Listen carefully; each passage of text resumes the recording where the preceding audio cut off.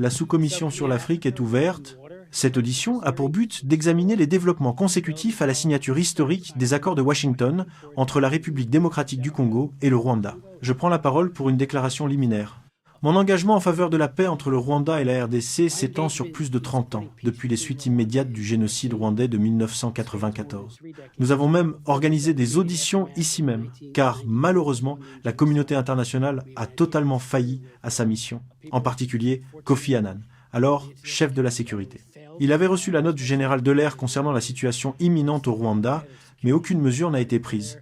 Des témoins ont témoigné à ce sujet. Il s'agit donc d'une préoccupation de longue date. Ce sujet a suscité un consensus bipartisan et je suis heureux que cette audition ait lieu aujourd'hui. Nous œuvrons bien sûr à la mise en œuvre fidèle des accords de Washington pour la paix et la prospérité. Cet accord de paix, habilement et brillamment négocié, a marqué le début d'une nouvelle ère dans la région, une ère où la paix par la force est mise en œuvre pour mettre fin à un conflit long, sanglant et coûteux. Réunir les deux parties à la même table de négociation était en soi un événement historique. C'est la première fois dans l'histoire moderne que de tels progrès sont réalisés dans ce conflit. Les accords conclus garantiront des avantages extraordinaires s'ils sont fidèlement appliqués pour la RDC, pour le Rwanda et pour les États-Unis. S'assurer que toutes les parties respectent les engagements pris lors de la signature en décembre est non seulement dans l'intérêt national des États-Unis, mais surtout pour les millions de personnes qui souffrent de la guerre, pour les générations futures d'enfants congolais et rwandais, et pour la mémoire des 6 millions de morts de ce conflit qui dure depuis des décennies, un bilan humain à la fois effroyable et intolérable. Au cours des dernières années, j'ai présidé 11 auditions consacrées exclusivement à la crise politique et à la violence en RDC et au Rwanda. Malheureusement, chaque audition a révélé que la réponse de la communauté internationale et des États-Unis a été timide, voire indifférente, surtout face à une telle violence, une telle tragédie et de telles souffrances. Aujourd'hui, les choses changent et sous la direction du président Trump et de son cabinet, la réponse est forte, soutenue et, je crois, durable. Je pense que la signature des tribunaux de Washington, de manière aussi publique, à quelques rues de là, j'étais présent avec le président Mast et d'autres, confère une importance capitale aux engagements des dirigeants de la RDC et du Rwanda. Cette audition est un message de sérieux, et cette commission plénière, ainsi que le Congrès dans son ensemble, la Chambre et le Sénat, accordent une grande importance à ces engagements. Nous sommes engagés, nous voulons une mise en œuvre fidèle, c'est un appel aux deux parties, veuillez appliquer fidèlement cet accord.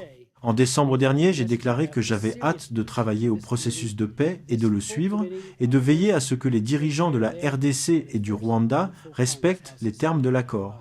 C'est pourquoi nous avons convoqué cette audience aujourd'hui. Des saboteurs continuent de faire obstacle au processus de paix, des belligérants qui agissent pour saper et discréditer les États-Unis, et surtout, ils se discréditent eux-mêmes. Quand on signe un accord, on s'engage sur son honneur et avec toute sa confiance. Il faut donc le respecter. Comme je l'ai dit précédemment, les avantages des accords de Washington sont extraordinaires et tout le monde y gagne lorsqu'ils sont mis en œuvre fidèlement. Les incitations sont clairement énoncées dans le cadre d'intégration économique régionale mandaté par la RDC et le Rwanda, qui élabore une feuille de route structurée pour l'intégration économique couvrant les chaînes d'approvisionnement en minéraux, les infrastructures, l'énergie, le tourisme et d'autres secteurs, afin de consolider la paix par une prospérité partagée et d'attirer les investissements. Quant à l'accord de partenariat stratégique entre les États-Unis et chacun des gouvernements africains, la RDC et le Rwanda, séparément, ils s'appuient sur le cadre d'intégration économique régionale pour créer un cadre trilatéral plus large qui lie les réformes économiques, la gouvernance des minéraux critiques et la coopération en matière de sécurité aux intérêts stratégiques et aux engagements d'investissement des États-Unis.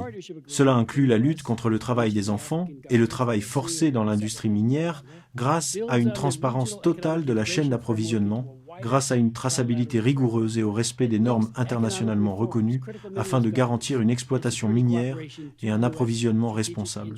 Il est crucial que les accords de Washington comprennent un concept d'opération en 4 phases, approuvé par les deux parties et indispensable au retrait des troupes rwandaises, à condition toutefois que la RDC suive un calendrier coordonné pour éliminer la milice FDLR. Lors d'une audition de cette sous-commission le 5 mai 1998, j'ai noté que le gouvernement rwandais, dirigé par le FPR, avait instrumentalisé la culpabilité de la communauté internationale pour se soustraire aux critiques concernant ses actions. La RDC et le fait que l'accueil des participants hutus au génocide ait engendré des problèmes persistants dans ce pays. Des décennies plus tard, les causes profondes du conflit continuent de faire surface.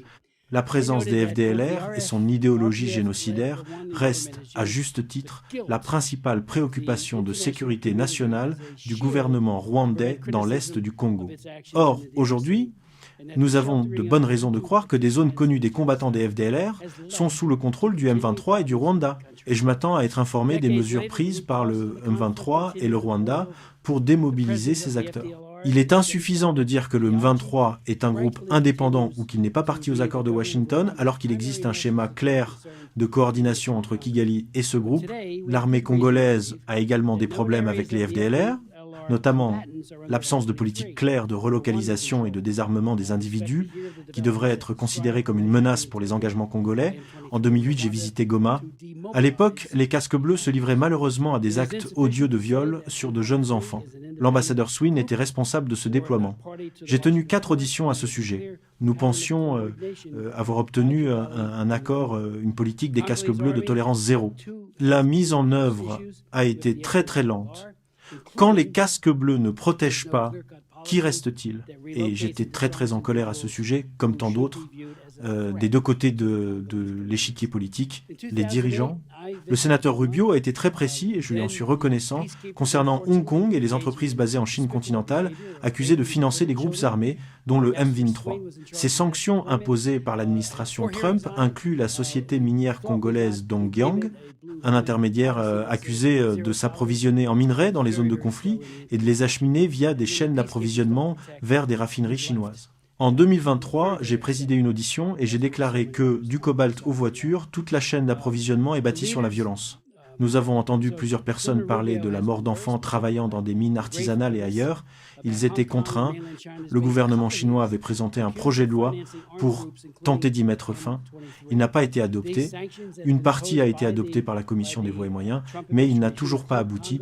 Espérons que ce qui se passe actuellement éclipse tout besoin de ce genre, car cet accord est très complet. Nous devons rompre notre dépendance aux minéraux qui financent le Parti communiste chinois, comme je l'ai dit en 2023, et qui alimentent l'instabilité entretenue par le PCC. Les accords de Washington vont au-delà des minéraux. Il s'agit d'un événement capital visant à mettre fin aux souffrances liées à la guerre, et je me suis demandé en décembre 2012 si les problèmes interethniques en RDC et dans les pays voisins pouvaient enfin être résolus afin de parvenir à une paix durable. Permettez-moi également de souligner que, pendant les pires moments du génocide du Darfour, et cela se reproduit aujourd'hui, beaucoup de gens se sont demandé pourquoi on ne portait pas attention au massacre en République démocratique du Congo. Mataflek est venu témoigner, ainsi que de nombreuses autres personnes, dont Tony Hall, dont l'équipe est présente ici, et qui témoignera lors de notre audition de suivi aujourd'hui. Tant de personnes ont pris la parole et ont demandé « Qu'en est-il de la République démocratique du Congo et du Rwanda ?» Je pense que les accords répondent à cette question de manière très pertinente. Encore une fois, Sarah, merci d'être ici et je vous présenterai officiellement dans un instant. Je cède la parole à Sarah Jacobs, notre distinguée membre de la Commission. Merci, Monsieur le Président, d'avoir organisé cette audition très opportune et Madame la secrétaire adjointe Trumpman, merci de témoigner devant notre commission aujourd'hui. La République démocratique du Congo est confrontée à une crise humanitaire sans précédent, avec 7,3 millions de personnes déplacées à l'intérieur du pays et plus de 7000 morts pour la seule année 2025. Plus de 26 millions de personnes souffrent d'une insécurité alimentaire aiguë, mettant leur vie en danger. Il s'agit de l'une des crises humanitaires les plus complexes et les plus anciennes au monde. Si la dernière escalade entre la RDC et le Rwanda a débuté en 2022, le conflit dans l'est de la RDC dure depuis au moins 3 décennies. Les civils sont les principales victimes de ce conflit, pris entre deux feux ou ciblés par des groupes armés. Les violences sexuelles liées à des motifs économiques ont atteint des proportions épidémiques dans l'est de la RDC. Les cas n'ont fait qu'augmenter cette année, tandis que l'impunité des auteurs, notamment le M23, et d'autres groupes armés et forces militaires persistent.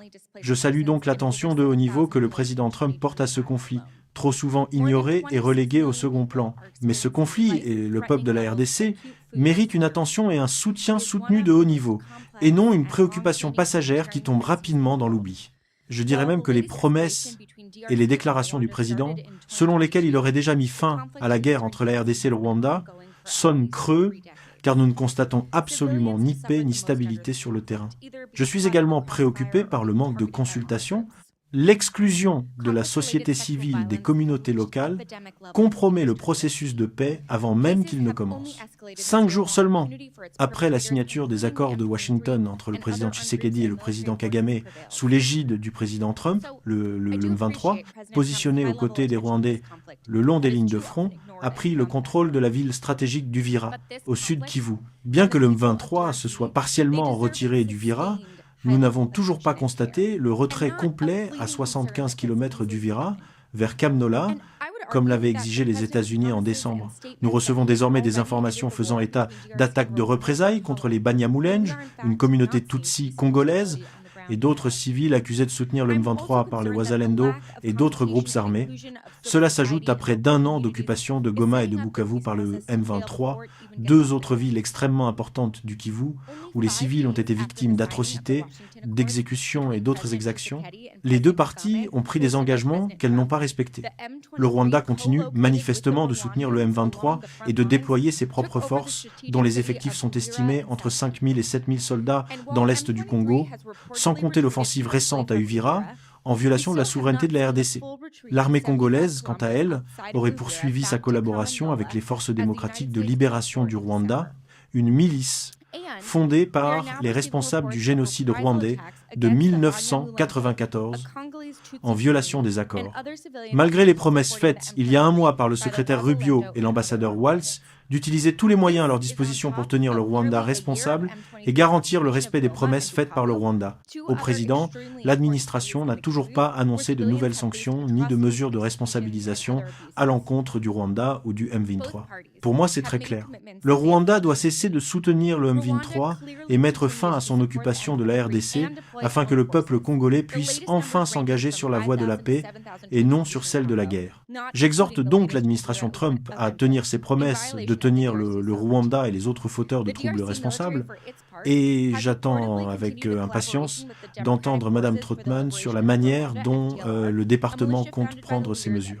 J'exhorte également l'administration à inclure concrètement la société civile dans le processus de paix afin d'obtenir une véritable adhésion des populations locales aux différents accords commerciaux en cours avec le gouvernement de la RDC et de garantir que les investissements bénéficient réellement au peuple congolais et non pas seulement aux entreprises étrangères et aux élites.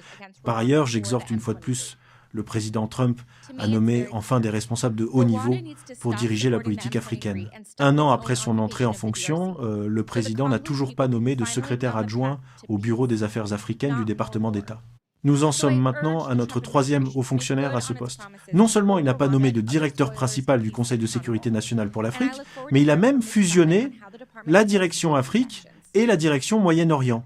Je comprends que le conseiller principal Boulos soit en charge de ce dossier, mais sa nomination n'a pas été confirmée par le Sénat, et il est également apparemment responsable de la réponse américaine au Soudan, en Libye et au Yémen. Je crains donc qu'il ne puisse consacrer le temps nécessaire au peuple congolais. J'exhorte également l'administration Trump à revenir sur ses coupes budgétaires désastreuses dans l'aide étrangère au pays. Plus tôt, cette année, le secrétaire Rubio a réduit de centaines de millions de dollars l'aide à la RDC dans le cadre de la prétendue révision de l'aide étrangère menée par le président Trump et du démantèlement progressif de l'USAID. Depuis ces coupes budgétaires, plus de 8200 personnes vivant en RDC et atteintes du VIH ont perdu l'accès à des traitements vitaux. L'année dernière, on a constaté une augmentation de 62% des décès dus au choléra. Et tandis que la violence sexuelle liée au conflit a explosé dans l'est du Congo, les réductions de l'aide étrangère ont diminué les services disponibles pour les survivantes, notamment les trousses de soins post-viol. En novembre dernier, le Programme alimentaire mondial a été contraint de réduire de moitié le nombre de personnes qu'il assistait en RDC, passant de 1 million à 600 000 personnes. Ces coupes étaient incompréhensibles à l'époque, et elles le sont encore aujourd'hui, alors que le président parle de la nécessité de la paix et de sauver des vies en RDC. Je voudrais croire que le programme de paix du président est sincère et qu'il aboutira à une paix véritable. Mais il est difficile d'y croire lorsqu'il a affaibli nos outils de politique étrangère et négligés, de consacrer le personnel de haut niveau et les ressources nécessaires pour rendre la paix non seulement possible, mais durable. Pendant ce temps, les Congolais n'ont pas connu la paix. Ils n'ont assisté qu'à une escalade de la violence au cours de l'année écoulée et ils n'ont plus de temps à perdre. Il est urgent d'agir pour que le M23 et le Rwanda rendent des comptes pour leur occupation de la RDC et leur dernière offensive à Uvira. Il est urgent d'agir pour relancer le processus de paix et il est impératif que l'administration investisse dans ses propres institutions et outils pour que ce processus aboutisse. Le peuple congolais a trop longtemps enduré la violence, l'exploitation et les promesses de paix. Il est cruel de déclarer la guerre en RDC terminée alors que le M23 exécutait des gens pendant les fêtes. Il est temps que les États-Unis, de concert avec la communauté internationale, se réengagent dans ce processus de paix et fassent preuve de détermination à traduire en justice ceux qui sabotent la paix. J'attends donc avec intérêt les déclarations du sous-secrétaire d'État adjoint Trottmann concernant le plan du département d'État pour atteindre l'objectif du président, instaurer une paix véritable en RDC. Merci, Monsieur le Président Smith, je vous cède la parole. Merci, Dr Jackson. Attendez, qui, Monsieur Trottmann? Vous? Qui? Monsieur Trottmann. Je sais. Permettez-moi de dire quelques mots. Oui. Vous êtes sûr? D'accord. Bien.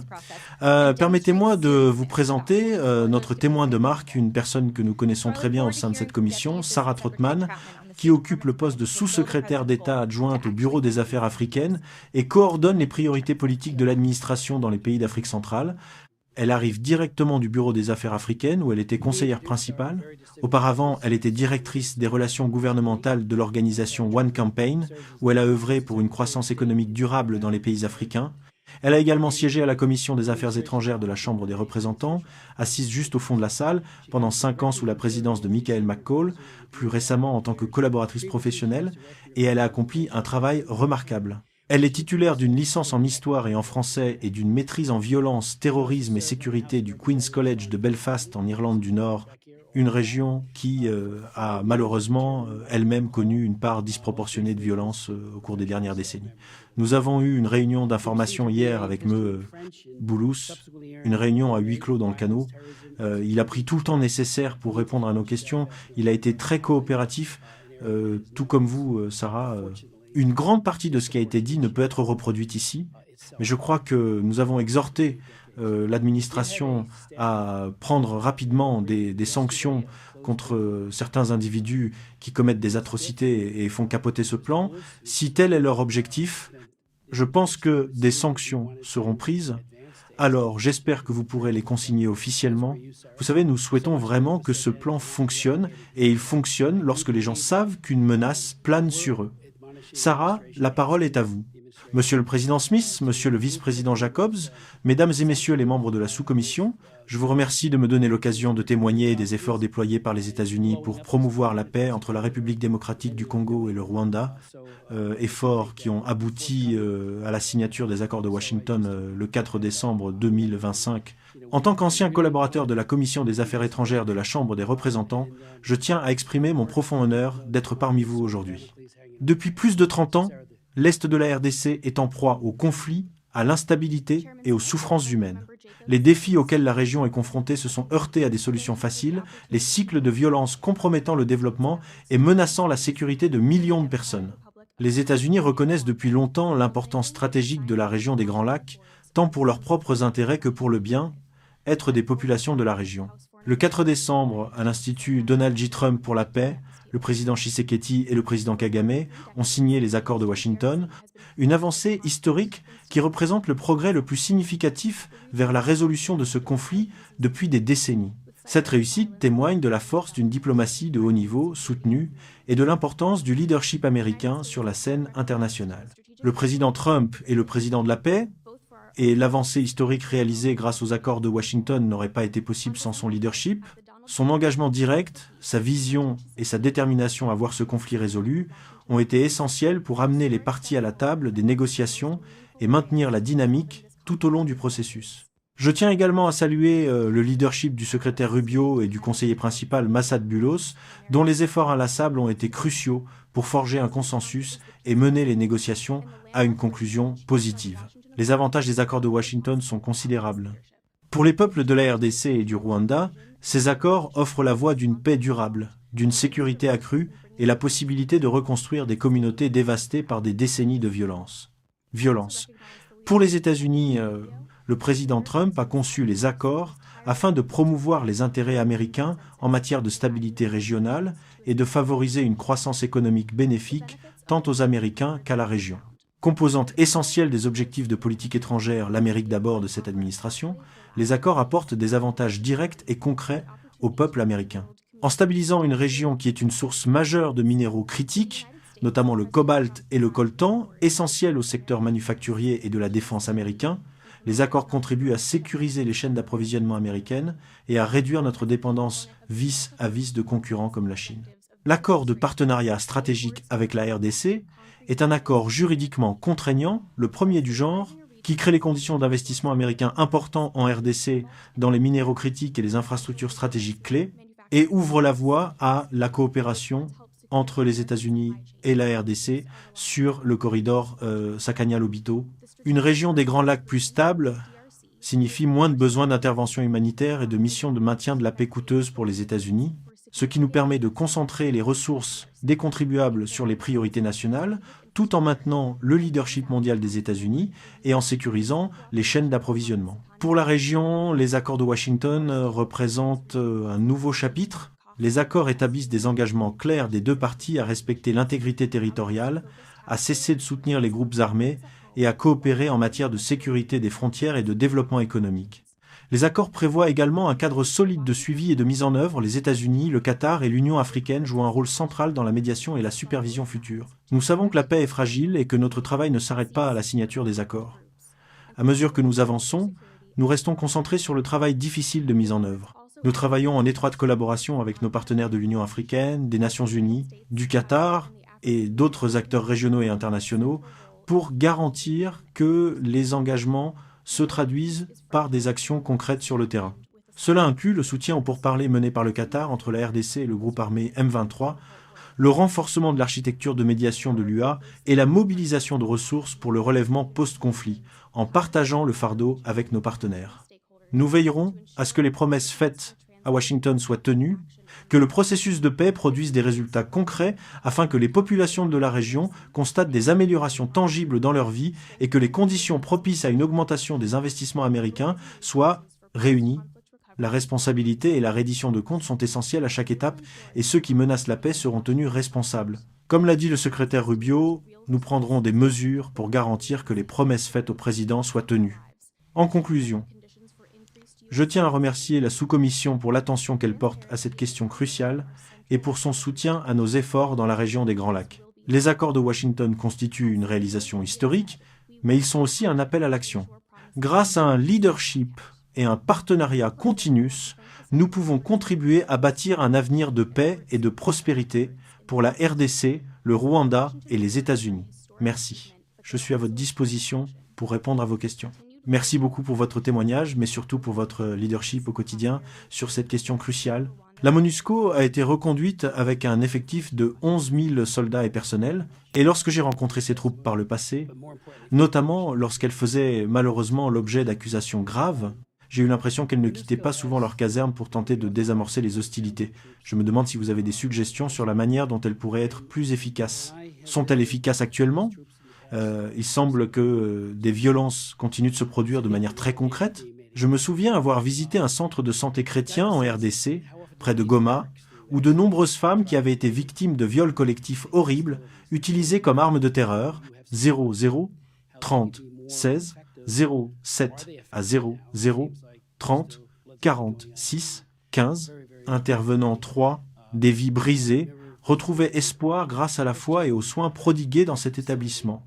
J'ai été émerveillé par la façon dont elles retrouvaient l'espoir, car je pouvais voir que certaines femmes qui arrivaient n'avaient plus aucun espoir, mais grâce à l'amour qui leur était témoigné.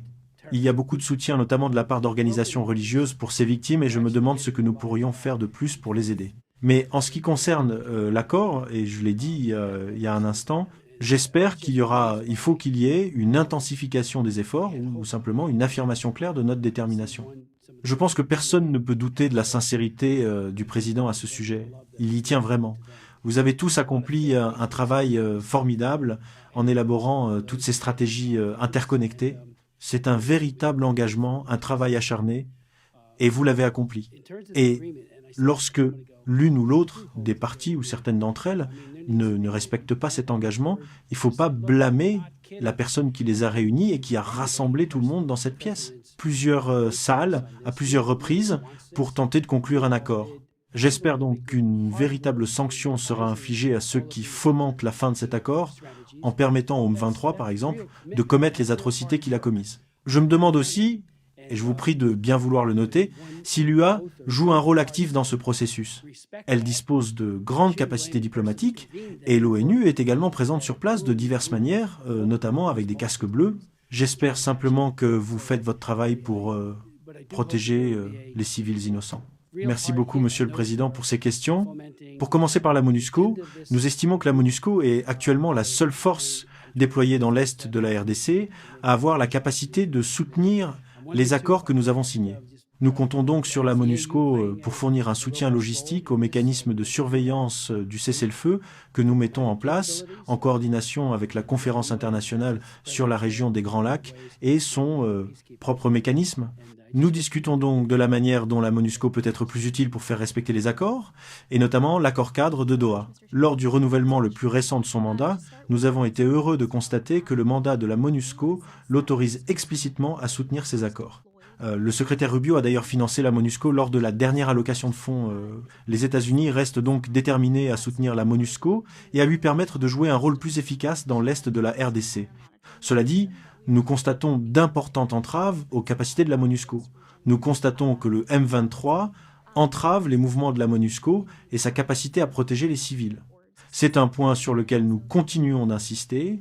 Nous souhaitons bien sûr que la MONUSCO soit plus efficace, notamment en matière de protection des civils. Nous continuerons donc à discuter du rôle de cette force. En ce qui concerne la mise en œuvre des accords, comme vous l'avez mentionné, nous avons la ferme intention de tenir responsables tous ceux qui entravent le processus de paix. Nous avons bien sûr apprécié l'implication personnelle du président Trump dans la signature des accords le 4 décembre. Le président est à juste titre fier des progrès que nous avons accomplis sous sa direction au cours de l'année écoulée pour mettre fin à ce conflit. Cela étant dit, nous savons que la paix est un processus complexe. Et le secrétaire Rubio a déclaré immédiatement après la signature que nous avions un accord et que cet accord devait maintenant être respecté. Il a donc mis l'accent sur la responsabilité des parties, comme vous l'avez dit, de respecter leurs engagements. Il a également déclaré que, comme dans tout conflit, il y aurait des hauts et des bas dans cette mise en œuvre. Mais il a clairement indiqué, et je tiens également à le préciser aujourd'hui, que nous maintiendrons le cap. Les États-Unis restent absolument déterminés à aller de l'avant dans le cadre des accords de Washington, considérés comme le meilleur moyen de résoudre ce conflit. Nous avons l'intention de maintenir toutes les options sur la table pour tenir les fauteurs de troubles responsables.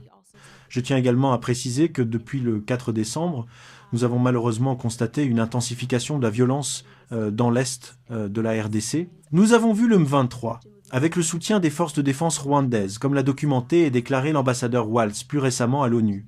Nous avons vu cette offensive s'emparer de la ville stratégiquement importante du Vira, ce qui est extrêmement préoccupant pour nous.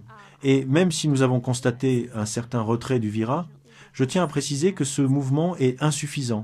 Nous avons clairement indiqué qu'un retrait plus important vers le nord, avec le retour des troupes rwandaises vers les frontières du Rwanda et le retrait du M23 beaucoup plus loin, au moins jusqu'à leurs anciennes positions, et leur réengagement dans le processus de Doha est nécessaire. Nous devons absolument constater ces mesures et toutes les actions que nous prendrons pour y remédier seront calibrées pour modifier les comportements. Nous avons donc toutes les options sur la table et au plus haut niveau, nous continuons de discuter des mesures que nous mettrons en œuvre pour modifier le comportement que nous observons. Enfin, concernant le rôle de l'Union africaine, nous sommes très reconnaissants à l'UA, en particulier au président de la commission de l'UA et à son équipe. Ils ont été excellents dans leur soutien au processus de Doha et au mécanisme de mise en œuvre des accords de Washington. L'UA est représentée au sein de notre comité conjoint de surveillance et de notre comité conjoint de coordination de la sécurité. Le JOC et le JSCM sont les principaux mécanismes de responsabilisation par lesquels nous supervisons le processus de Washington. Et l'UA y est présente et très active et nous apprécions sa contribution. Le président du Togo est également désigné comme médiateur de l'UA pour ce conflit. Nous apprécions la conférence qu'il a organisée le week-end dernier au Togo. Les États-Unis ont pu y participer comme beaucoup d'autres Et lors de cette conférence, un résultat que nous espérions et que nous pensons avoir obtenu a été la mise en œuvre des actions des 5 anciens chefs d'État que l'UA a désignés pour contribuer à certains aspects de ce processus. L'un de ces aspects est l'engagement de la société civile. Je suis donc tout à fait d'accord avec ce qui a été dit. Nous entendons dire que l'engagement de la société civile est essentiel à une paix durable et nous espérons vraiment que l'UA pourra prendre ses responsabilités et jouer un rôle de premier plan à cet égard. Avant de céder la parole aux membres le plus anciens, nous avons nous aussi des obligations à remplir à la Chambre des représentants et au Sénat. Nous vous remercions pour ce que vous faites. Je sais que cela doit être terriblement angoissant de voir tout ce travail acharné mis en péril. Je pense. Vous savez, à la loi Magnitsky mondiale, devinez qui l'a promue? Moi. Elle est issue de la loi originale sur la démocratie en Biélorussie, que j'ai élaborée en 2004, alors que tous ces gens disaient « Oh, ne faites pas ça, ne sanctionnez pas Loukachenko ». Eh bien, nous l'avons fait. Cette loi a été signée par George W. Bush en 2004 et nous avons obtenu la libération de nombreux prisonniers et nous avons dit « Nous ne plaisantons pas. Vous ne pourrez pas faire des affaires ici. » Et c'est le fondement de toute la loi Magnitsky mondiale qui est issue de la loi sur la démocratie en Biélorussie. Et je vais m'efforcer d'élaborer une législation spécifique à chaque pays pour aider le président à obtenir le respect des engagements pris par ces pays, car il le fait déjà concernant ce à quoi ils ont consenti. Et, encore une fois, je ne le répéterai jamais assez, lorsque vous signez un accord, vous engagez votre honneur, puis vous ne faites rien, ou vous fermez les yeux et vous laissez certaines choses se produire. Je parle des acteurs individuels dans les deux pays, en particulier le M23. Nous devons nous impliquer davantage, nous aussi en tant que Congrès, et je comprends l'initiative. Merci. Ayo, merci Monsieur le Président. Dash Travman, merci encore. Bien que j'apprécie l'attention que le président Trump porte à cette guerre, je pense qu'il reste encore beaucoup de chemin à parcourir avant que la paix ne soit réellement instaurée dans l'Est du Congo. Même après la signature des accords de Washington le mois dernier, le M23 et les forces de défense rwandaises ont pris le contrôle d'Uvira lors de leur 3e offensive dans les Kivu en 2025. Ainsi, même si j'ai été heureux de voir les messages fermes du secrétaire Rubio et de l'ambassadeur Waltz à l'égard du Rwanda, notamment qu'ils utiliseront les outils à leur disposition pour tenir le Rwanda responsable, nous n'avons encore vu aucun de ces outils déployés près d'1 mois plus tard. Quelles mesures punitives, y compris des sanctions, les États-Unis sont-ils prêts à prendre contre le Rwanda et le M23 pour les contraindre à se retirer complètement à 75 km d'Uvira, comme l'ont demandé les États-Unis, et pour les tenir responsables de la violation des accords de Washington? Merci, monsieur le membre de la Commission, de me donner l'occasion d'aborder ce point. Comme je l'ai mentionné, nous maintenons toutes les options sur la table pour inciter à un changement de comportement et encourager le Rwanda à respecter ses obligations en vertu des accords de Washington. Nous continuons de croire que les accords de Washington sont viables et qu'une fois que nous serons revenus à une situation de conformité, nous pourrons poursuivre notre suivi de ce processus. Y a-t-il un calendrier précis pour la mise en œuvre de conséquences concrètes? Bien sûr. Nous continuons de discuter au plus haut niveau des conséquences qui pourraient être imposées. Je tiens à préciser que nous avons été très clairs sur le fait que cette question affecte tous les aspects de nos relations bilatérales. Nous serions beaucoup plus avancés dans la mise en œuvre de notre protocole d'accord économique bilatéral et d'autres accords et arrangements bilatéraux avec le Rwanda sans cette grave erreur de jugement. Nous continuerons donc à exercer des pressions par tous les moyens, d'accord, mais vous ne pouvez pas me donner de calendrier précis quant à la date à laquelle nous verrons des conséquences concrètes. Ces décisions ne relèvent pas de ma compétence, mais nous continuons d'en discuter. Très bien. Et comme vous le savez, les forces des FARDC et des Wazalendo sont entrées dans Uvira. Comment les États-Unis collaborent-ils avec le gouvernement congolais pour assurer le retour de l'administration civile dans la ville plutôt qu'une gouvernance militaire? Merci de votre attention à la situation à Uvira. Nous avons constaté que les forces des FARDC sont rentrées dans la ville et ont progressivement repris le contrôle. Avant tout, nous insistons sur la nécessité de protéger les civils et nous sommes très préoccupés par les dangers persistants auxquels les civils pourraient être confrontés. Nous l'avons donc clairement indiqué au gouvernement de la RDC et nous continuons de discuter avec lui des questions de gouvernance locale dans toutes les régions de l'Est de la RDC. D'accord, mais nous n'avons pas encore de calendrier précis pour le retour à une administration civile de la ville. Comme nous évaluons encore la situation dans la ville, l'endroit où le M23 s'est effectivement retiré et le degré de contrôle des FARDC sur la ville, nous sommes toujours en discussion. Très bien. Mon bureau reçoit des informations faisant état d'objections et d'attaques de représailles contre les Bonia Malungwe à Uvira, menées par les Wazalando et d'autres éléments armés non identifiés. Quelles mesures les États-Unis prennent-ils pour atténuer les risques pour la protection des civils dans les communautés touchées par le conflit à Uvira et dans ses environs? Merci pour cette question. Nous restons en contact étroit avec le gouvernement de la RDC et insistons sur l'importance de protéger les civils. Nous utilisons également les canaux de communication avec d'autres groupes, notamment les Wazalando, pour souligner que les représailles sont inacceptables dans ces communautés. Je pense que c'est le bon moment pour aborder également la question d'accès humanitaire. Malheureusement, nous constatons toujours des obstructions aux efforts humanitaires de la part de toutes les parties, ce qui nuit considérablement au reportage que nous sommes en mesure de réaliser sur la situation sur le terrain, et bien sûr, cela affecte l'aide que les communautés dans le besoin peuvent recevoir. C'est pourquoi nous continuons de faire pression sur toutes les parties pour qu'un accès humanitaire sans entrave soit possible dans ces zones. Très bien. Je voudrais maintenant aborder l'importance de la société civile. Je suis heureux que vous ayez reconnu son importance. Je me réjouis d'apprendre que l'Union africaine prévoit des consultations. Mais quelle est votre réponse aux critiques formulées par des personnalités de l'opposition congolaise et de la société civile, notamment le lauréat du prix Nobel Denis Mukwege, selon lesquelles le processus de paix soutenu par les États-Unis aurait en réalité récompensé le Rwanda par des promesses d'investissement américain pour son attaque contre la RDC? Merci. Nous continuons de dialoguer avec la société civile, en particulier au niveau de nos ambassades. Nos ambassades sont très impliquées auprès des groupes locaux, notamment dans l'élaboration du cadre d'intégration économique régionale. Elles ont consulté divers groupes pour développer cet aspect économique clé de ces accords.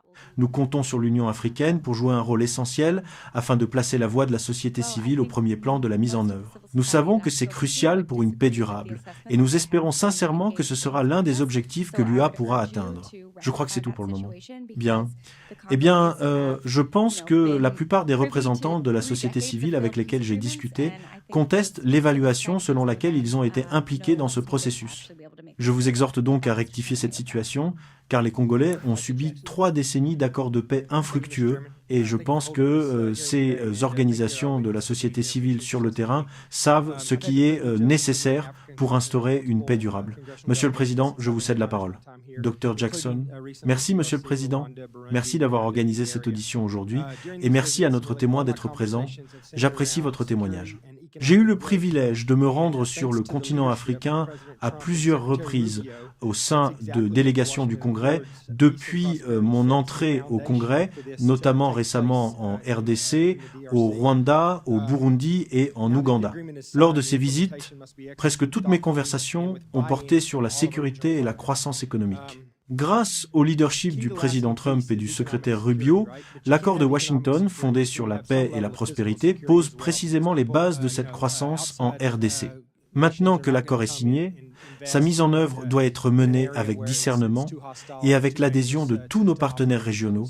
La sécurité économique est essentielle à une paix durable, n'est-ce pas? Mais la sécurité économique ne peut exister sans un certain niveau de sécurité physique. En effet, les nations étrangères n'investiront pas dans une zone trop hostile et trop dangereuse pour y mener leurs activités. C'est donc un élément fondamental dans tout cela. Un plan que j'ai évoqué avec plusieurs chefs d'État de la région, notamment du Rwanda et de la RDC, prévoit la création d'un cadre économique régional permettant aux pays voisins de gérer séparément les segments de la chaîne d'approvisionnement en minéraux critiques provenant de l'Est de la RDC. Je ne suggère pas que la RDC brade ses ressources. Elles lui appartiennent. Je propose plutôt que, si cette situation s'avère mutuellement avantageuse pour tous, car financièrement profitable à chacun, alors cela contribuera grandement à instaurer une paix durable. J'ai proposé à plusieurs reprises qu'un accord soit conclu entre les pays, non seulement le Rwanda et la RDC, mais aussi la RDC et le Burundi, la RDC et l'Ouganda, ainsi que certains de leurs voisins, afin que tous bénéficient des milliards, voire des dizaines de milliers de milliards de dollars de terres rares présentes dans l'Est de la RDC. Cette région est l'une des plus riches au monde, si ce n'est la plus riche en ce qui concerne certaines de ses ressources naturelles. Si ces ressources pouvaient être extraites en RDC, puis raffinées ou transformées dans les pays voisins, chacun aurait intérêt à préserver la paix dans la région. Un autre point crucial et que j'ai particulièrement souligné, est que pour garantir la sécurité physique dont nous avons parlé, il est impératif que les ressources issues de cet accord, si celui-ci venait à se concrétiser et que la RDC et ses voisins engrangeaient une immense richesse, soient réinvestis dans le développement économique et les infrastructures de la population congolaise, il est essentiel que les habitants constatent une amélioration de leurs conditions de vie grâce à la transformation et à la vente de ces minéraux. Ce point sera déterminant. Nous avons parlé des atrocités, oui, il y a eu des atrocités des deux côtés. J'ai lu les rapports des services de renseignement sur le M23, sur les Wazalendo. Il y a eu des atrocités généralisées. Cela dure depuis longtemps, n'est-ce pas? Mais je maintiens également que le M23 est un groupe de miliciens armés. Je ne pense pas qu'ils vont déposer les armes et se mettre à l'agriculture du jour au lendemain. Je pense qu'il faut un effort concerté de la part de la RDC pour intégrer les membres congolais du M23 dans le dispositif de sécurité nationale, que ce soit en leur permettant de faire partie de l'armée d'une manière ou d'une autre. J'en suis pas sûr, mais je pense qu'il faut aussi un plan pour cela. Ma question pour vous, rapidement, car il ne me reste plus beaucoup de temps, je suis désolé, mais que fait le département d'État actuellement? Comment travaille-t-il à la mise en œuvre du cadre que je viens de décrire concernant la sécurité économique et physique? Très bien. Eh bien, merci beaucoup, monsieur le député, de m'avoir donné l'occasion d'aborder ce sujet. Le cadre régional que vous avez décrit est exactement conforme à ce que nous avons réalisé avec le cadre d'intégration économique régionale signé entre la RDC et le Rwanda. Cela a donc été une incitation importante à participer au processus de paix. Comme vous l'avez dit, la sécurité économique et la sécurité physique vont de pair et nous n'aurons pas d'investissement accru tant que nous n'aurons pas la paix. Nous sommes donc impatients d'aider la RDC et le Rwanda à mettre en œuvre le REF, le cadre d'intégration économique régionale, qui vise à renforcer la collaboration transfrontalière dans des secteurs tels que les minéraux critiques, l'énergie, les infrastructures, le tourisme et la santé publique. Nous attendons avec impatience la mise en œuvre de ce cadre, surtout une fois que nous aurons progressé vers une réelle stabilité sur le terrain. Et j'apprécie votre remarque selon laquelle nous devrions envisager d'inclure l'Ouganda et le Burundi dans certaines initiatives liées à ce cadre. Je pense que nous espérons certainement atteindre ce stade et j'aimerais discuter plus en détail avec vous de ce à quoi cela pourrait ressembler afin de garantir que tous les pays de la région bénéficient de cet accord signé entre la RDC et le Rwanda. Si je pouvais aborder les commentaires que vous avez formulés concernant le M23 et les efforts de réintégration et de DDR, il s'agit d'un aspect crucial du processus de Doha et d'un sujet qui sera abordé lors des prochaines négociations. Nous soutenons donc pleinement les efforts du Qatar pour organiser ces discussions et les États-Unis continueront de fournir un soutien technique tout au long de ces négociations. Merci beaucoup et j'ai hâte d'avoir d'autres conversations avec vous et votre équipe sur la manière dont nous pouvons soutenir les investissements en RDC et dans la région. Merci. J'apprécie cela. Je sais que je simplifie beaucoup la situation. Ce conflit dure depuis des décennies. Mais je pense qu'à un moment donné, il faudra mettre de côté les divergences et trouver un moyen pour que le M23 se réintègre et pour que chacun, y compris les deux parties au conflit, puisse bénéficier des vastes richesses minérales de la région qui, je crois, constituent la solution à ce problème.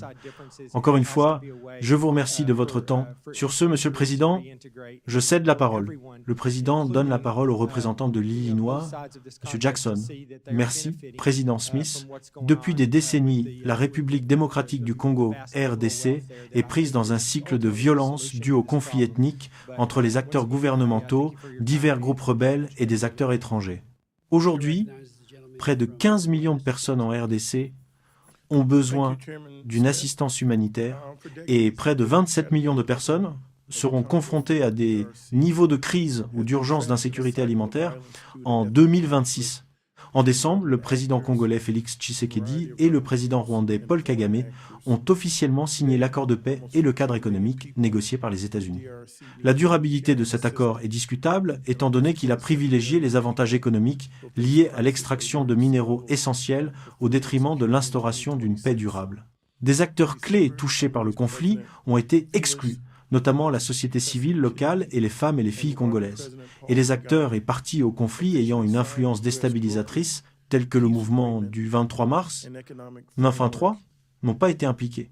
Au cours de l'année écoulée, l'administration a mis fin au programme de prévention et de résolution des conflits et des atrocités dans le pays, qui contribuait à améliorer les moyens de subsistance et à promouvoir la stabilité autour des minéraux stratégiques, ce qui a, en retour, sapé la stabilité et menacé le succès des efforts de paix menés par les États-Unis.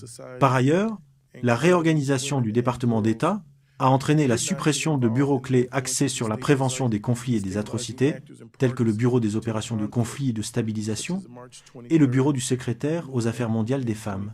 Pour s'attaquer efficacement et durablement aux causes profondes de la violence, face à l'instabilité en RDC, l'administration Trump doit soutenir des programmes et associer divers acteurs locaux, renforcer les capacités de prévention et de résolution des conflits, réagir aux atrocités et s'attaquer à l'impact disproportionné que ce conflit de longue date a sur les femmes et les filles. Par ailleurs, je tiens à souligner que l'administration Trump a tort d'éliminer les programmes relatifs à la diversité, à l'équité et à l'inclusion, qui sont essentiels pour résoudre les conflits, instaurer la justice raciale et promouvoir les femmes à des postes de direction inclusifs. Je souhaiterais vous demander dans quelle mesure le Bureau des Affaires africaines a mis en œuvre des programmes de prévention des conflits et de consolidation de la paix dans le pays, en complément de la récente action diplomatique concernant la RDC. Merci, Monsieur le représentant, pour cette question.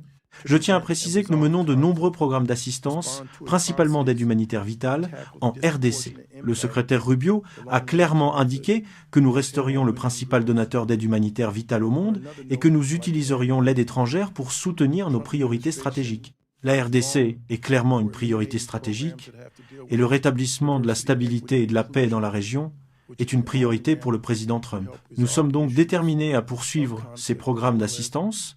J'ajouterai que nous continuons à mettre en œuvre des programmes, notamment ceux qui offrent une protection et des services médicaux aux femmes et aux filles, ainsi que d'autres programmes axés sur la protection des populations vulnérables. Nous sommes parfaitement conscients que les femmes et les filles sont extrêmement menacées dans l'est de la RDC et nous poursuivrons nos efforts de protection.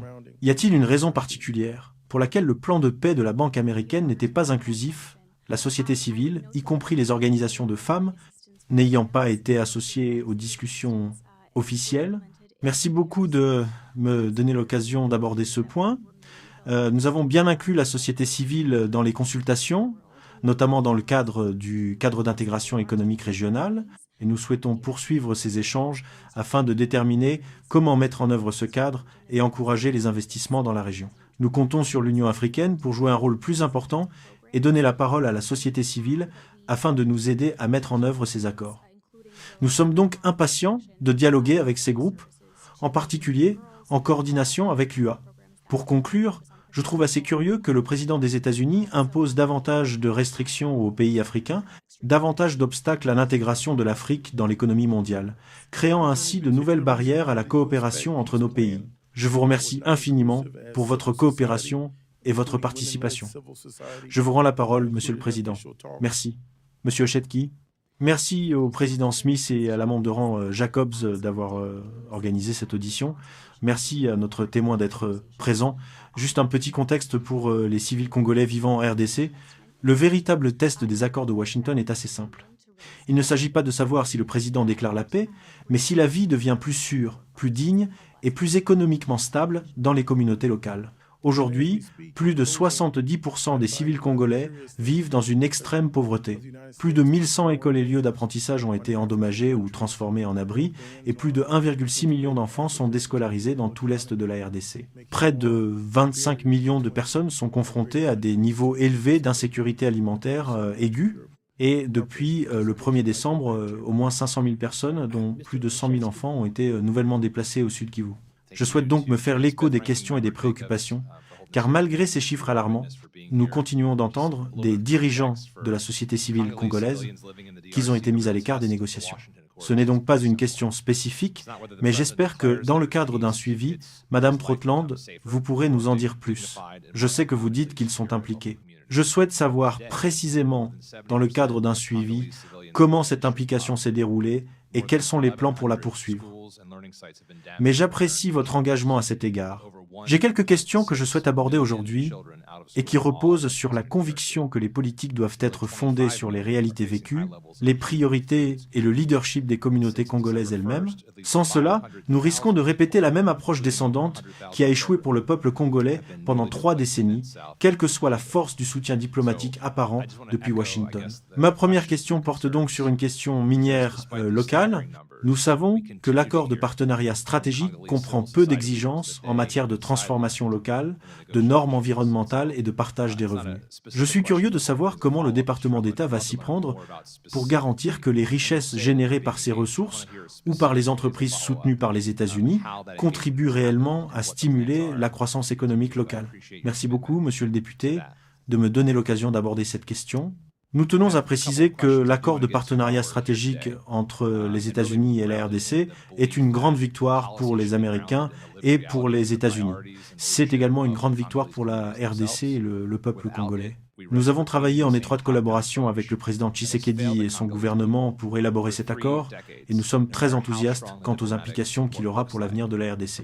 Nous sommes convaincus que, grâce à cet accord, davantage d'entreprises américaines auront accès à des opportunités d'investissement en RDC. Nous savons que les entreprises américaines appliquent les normes d'exploitation les plus élevées au monde, ce qui contribuera au transfert de compétences locales, à la création d'emplois locaux et au développement de nouvelles opportunités économiques dans toute la RDC. Et nous sommes impatients de voir ces résultats se concrétiser lors de la mise en œuvre de l'accord. L'accord comprend également des engagements de la RDC à réglementer et à formaliser le secteur minier, ce qui contribuera notamment à formaliser l'exploitation minière artisanale, à lutter contre l'exploitation et les abus des travailleurs locaux et à permettre au peuple congolais de bénéficier des revenus tirés de ces ressources. Prévoyez-vous de participer à ces discussions lors de l'élaboration de cette réglementation? Oui. Très bien. Deuxièmement, concernant les enfants soldats, nous savons que l'UNICEF rapporte que le recrutement et l'utilisation d'enfants par des groupes armés ont augmenté de 60% en 2024 par rapport à l'année précédente. De plus, le contrôle de vastes zones par des groupes armés dans les provinces de l'Est de la RDC a enraciné l'instabilité, exacerbant les souffrances des civils. Je souhaiterais savoir comment le gouvernement américain soutient les efforts menés par le pays et ses partenaires, notamment des agences telles que l'UNICEF, pour enrayer le recrutement d'enfants qui perpétuent ce conflit et offrir de meilleures perspectives à ces enfants. Quel programme actif le département a-t-il en RDC pour répondre aux besoins de ces enfants vulnérables ? Merci beaucoup de me donner l'occasion d'aborder cette question. Je dirais que nous continuons de soulever la question des enfants soldats au plus haut niveau de notre coopération avec le gouvernement de la RDC. Les réglementations relatives à l'utilisation d'enfants soldats empêchent évidemment une coopération significative en matière de sécurité avec les pays qui sont considérés comme étant confrontés à ce problème. Ainsi, en signant le protocole d'accord bilatéral de sécurité entre les États-Unis et la RDC, que nous avons établi le 4 décembre, nous avons clairement indiqué que, pour sa mise en œuvre, nous suivons évidemment la réglementation américaine et l'utilisation d'enfants soldats reste une source de grave préoccupation pour nous sur le territoire de la RDC. Nous continuerons donc à travailler sur cette question. En ce qui concerne les programmes d'aide actifs, je pourrais vous fournir des détails ultérieurement, mais nous avons des programmes qui visent à protéger les enfants dans les communautés vulnérables. Nous pensons donc que, en fournissant ces ressources, les enfants auront, nous l'espérons, des alternatives à l'intégration de ce type de groupe. Ce serait formidable. J'attends cela avec impatience. Merci pour votre temps. Sur ce, Monsieur le Président, je cède la parole. Je donne la parole à Madame Shirfilis McCormick. Merci, Monsieur le Président, et merci beaucoup, Madame Trottmann, d'être présente aujourd'hui pour répondre à nos questions. Mes électeurs ont exprimé leur souhait de renforcer la coopération avec l'Afrique, notamment en matière commerciale. Lorsque cet accord a été conclu, de nombreuses personnes se sont réjouies des opportunités qu'il offrait. La Floride est une porte d'entrée du commerce mondial, abritant d'importants ports et centres logistiques et reliant de plus en plus les marchés américains à l'Afrique. La stabilité entre la RDC et le Rwanda est essentielle pour la sécurité des chaînes d'approvisionnement, l'exploitation minière responsable, l'approvisionnement en matières premières et un commerce bilatéral élargi qui profite aux travailleurs et aux entreprises américaines. Alors que le Congrès examine les accords de Washington du président Trump, il est important d'évaluer comment l'engagement des États-Unis peut renforcer les efforts de paix menés par les Africains, tout en soutenant l'intégration économique et la stabilité régionale à long terme. Comment les États-Unis collaborent-ils avec le Rwanda et la RDC pour faire progresser le commerce transfrontalier, les infrastructures, et les chaînes d'approvisionnement en matières premières de manière à soutenir la paix et à générer des avantages économiques mesurables? Merci beaucoup, Madame la députée, de me donner l'occasion de répondre à cette question. Les États-Unis sont prêts à aider la RDC et le Rwanda à mettre en œuvre le cadre d'intégration économique régionale que j'ai mentionné. L'objectif de ce cadre est d'encourager la paix et la stabilité en offrant à la RDC et au Rwanda des opportunités de coopération sur des projets transfrontaliers. Nous encourageons vivement les entreprises américaines à investir dans ces projets et nous espérons mettre en lumière certaines initiatives auxquelles elles pourraient souhaiter participer au cours de l'année. Nous espérons également pouvoir attirer des financements, notamment grâce à des outils comme la DFC et l'Exim, pour soutenir des projets de ce type qui renforceront la stabilité et apporteront de réelles opportunités économiques à la région. Je tiens à souligner que nous continuons d'insister sur l'importance de la paix et de la stabilité.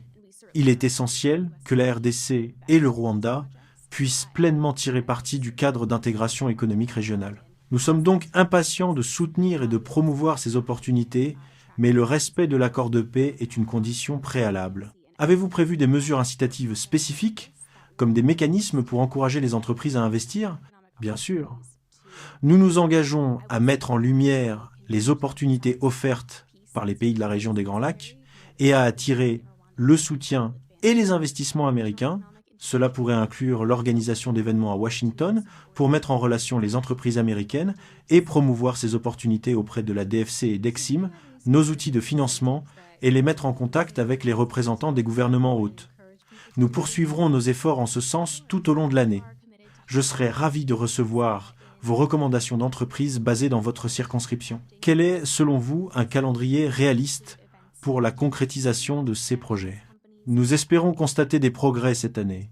La mise en œuvre de l'accord de partenariat stratégique États-Unis-RDC est déjà bien avancée.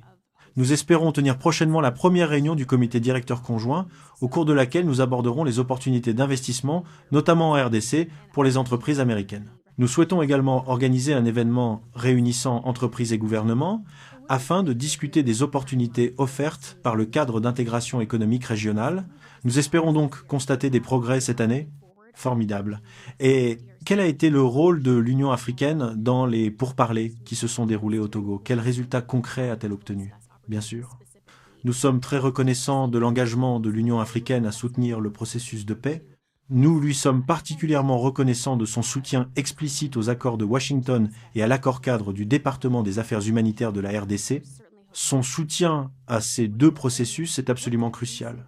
L'UA a mandaté 5 anciens chefs d'État pour piloter certains aspects du processus de paix. Comme je l'ai mentionné, nous espérons que cette conférence a renforcé leur mandat afin qu'ils puissent intensifier leurs efforts pour intégrer davantage la société civile, mettre en avant les enjeux humanitaires, contribuer à un dialogue interconfessionnel national, etc. Nous espérons donc vivement que leur mandat sera renforcé au cours de l'année.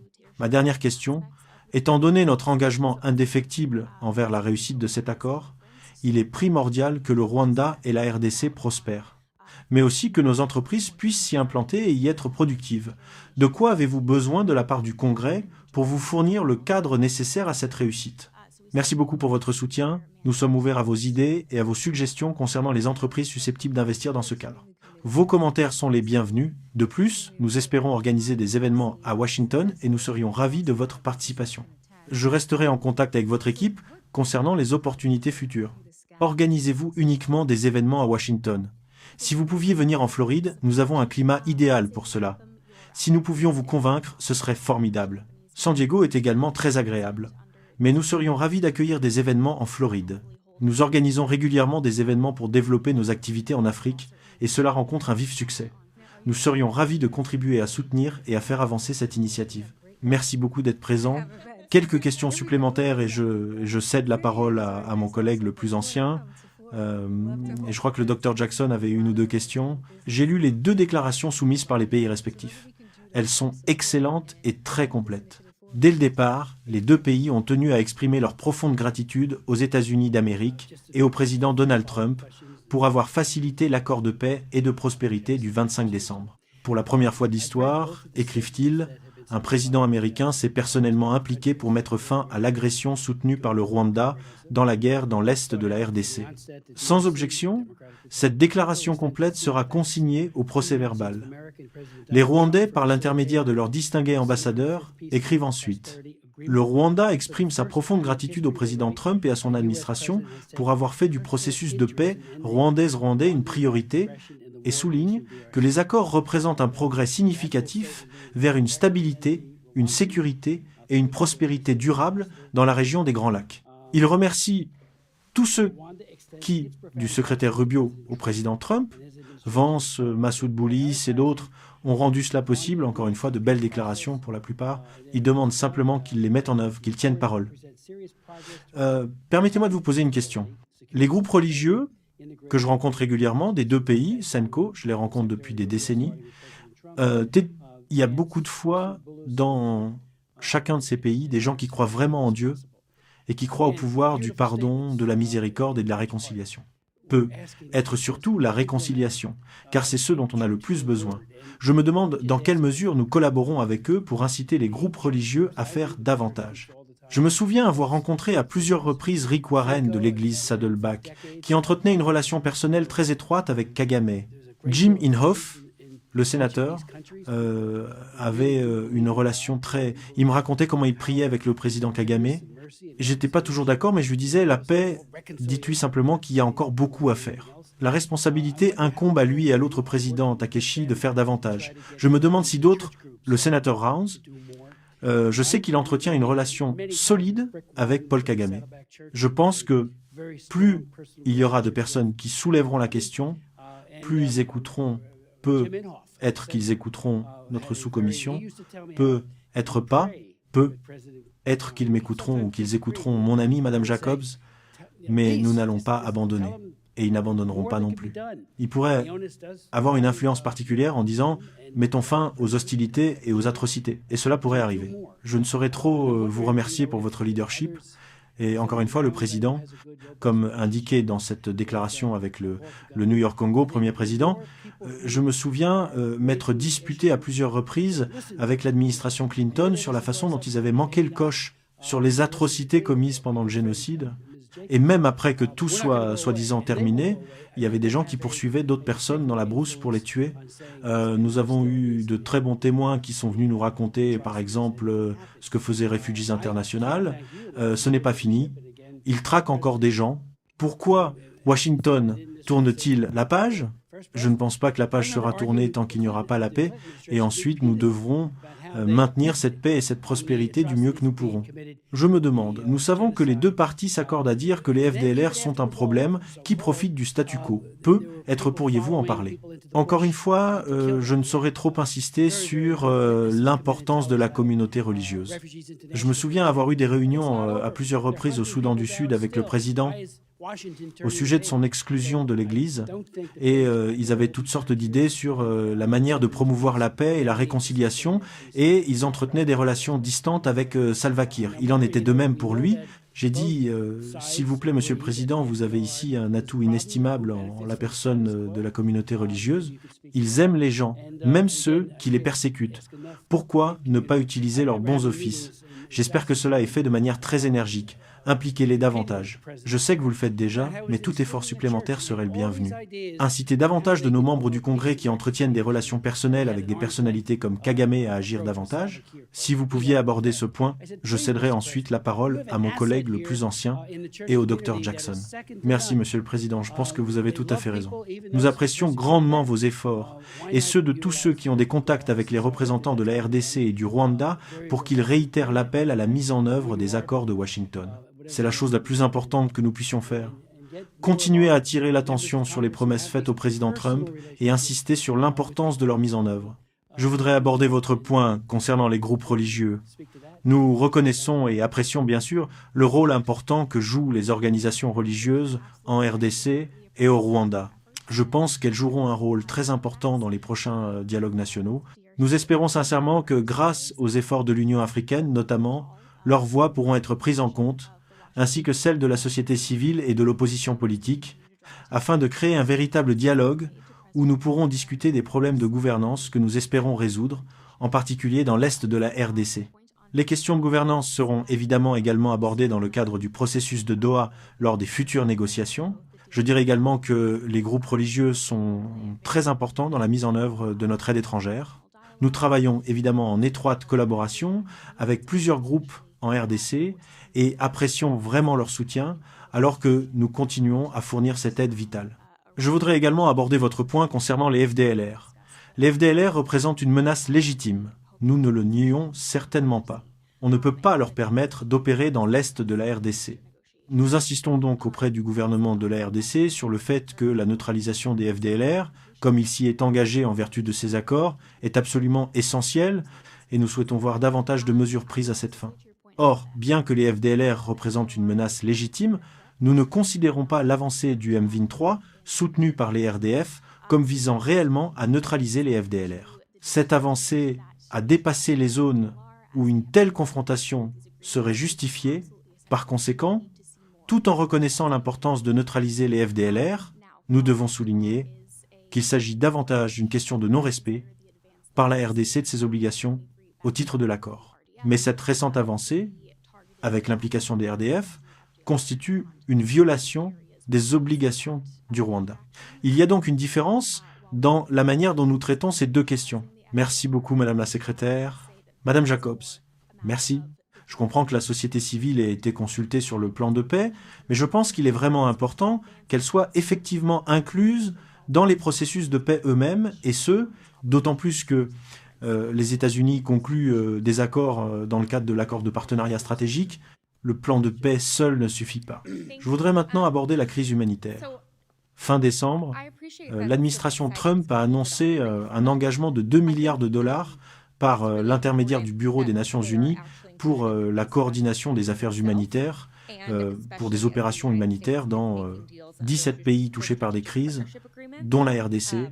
Madame Trautmann, compte tenu de la crise en RDC et de l'attention que le président Trump porte au conflit, quelle part de ce financement de l'OCHA sera utilisée en RDC? Merci de me donner l'occasion de discuter du mécanisme de l'OCHA.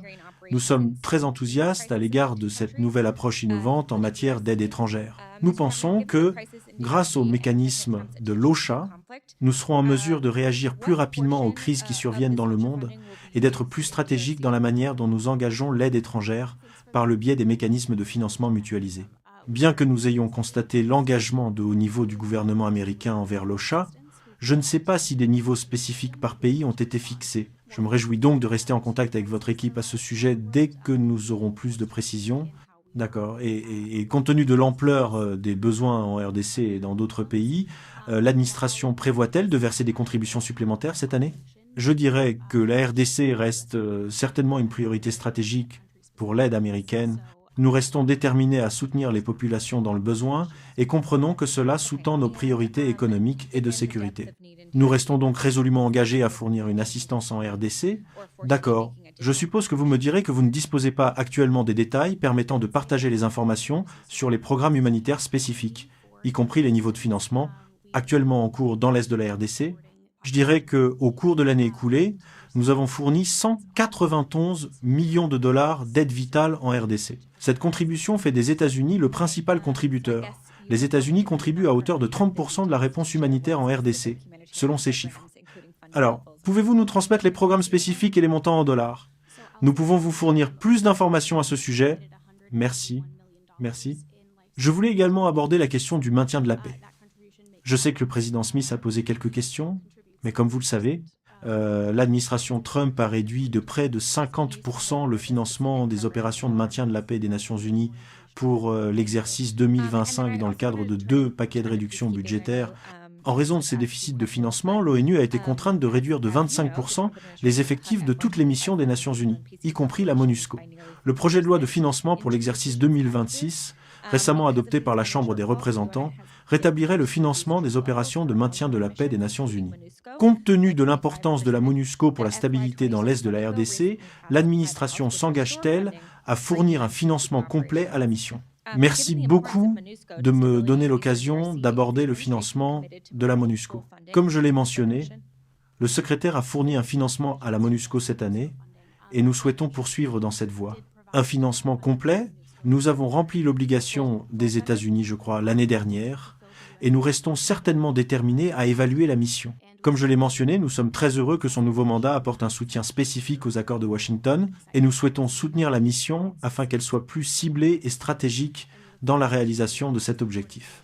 Et vous engagez-vous à faire en sorte que la MONUSCO ne soit pas contrainte de continuer à fonctionner avec des capacités considérablement réduites?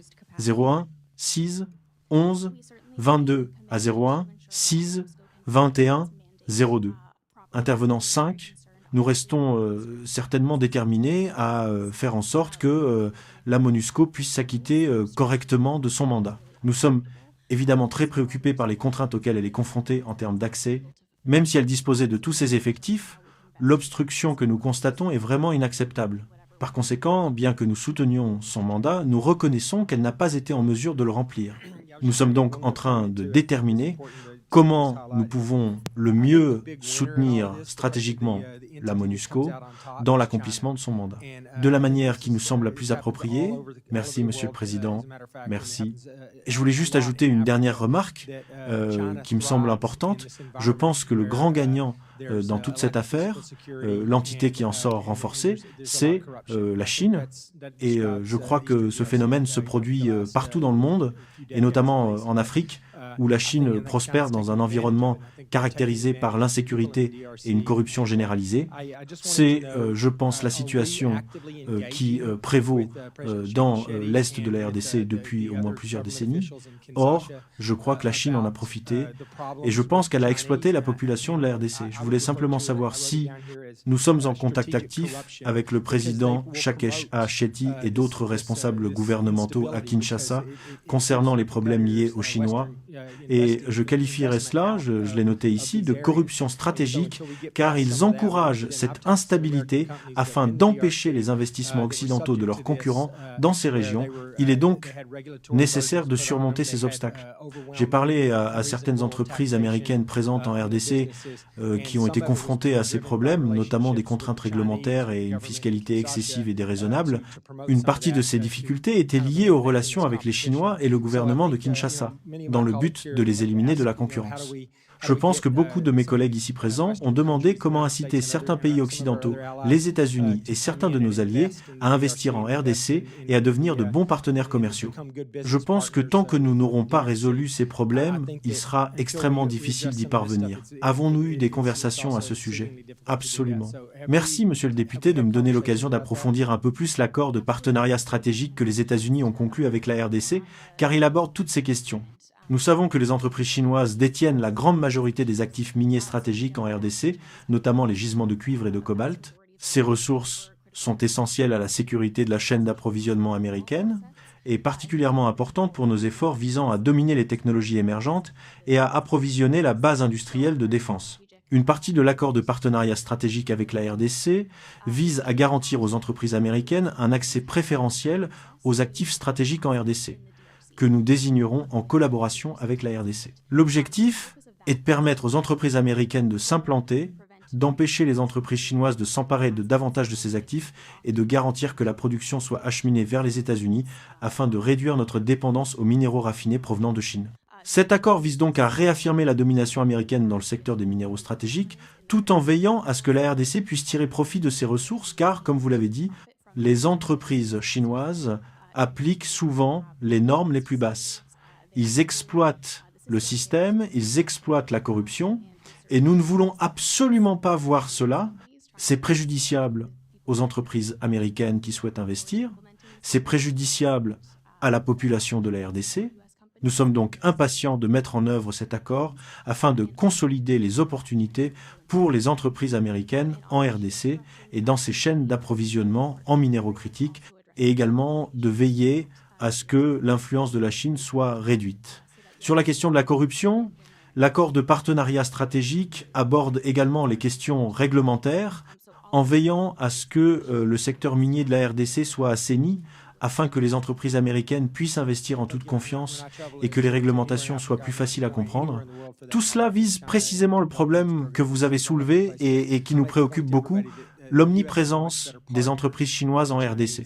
Eh bien, merci. Et lorsque je me rends en Afrique, ou n'importe où dans le monde d'ailleurs, car la Chine, avec son programme des nouvelles routes de la soie, est présente partout. Je tiens à souligner à tous que les États-Unis sont un bien meilleur partenaire que les Chinois. Nous sommes là pour... si nous concluons des accords concernant les ressources naturelles, nous les payons, et nous les payons au juste prix. Nous ne volons pas ces pays de leurs ressources naturelles, ce que font, à mon avis, les Chinois. Mais je pense que, comme je l'ai dit précédemment, une fois que nous aurons commencé à investir, cet argent doit rester dans l'Est de la RDC. La grande majorité de cet argent doit y rester.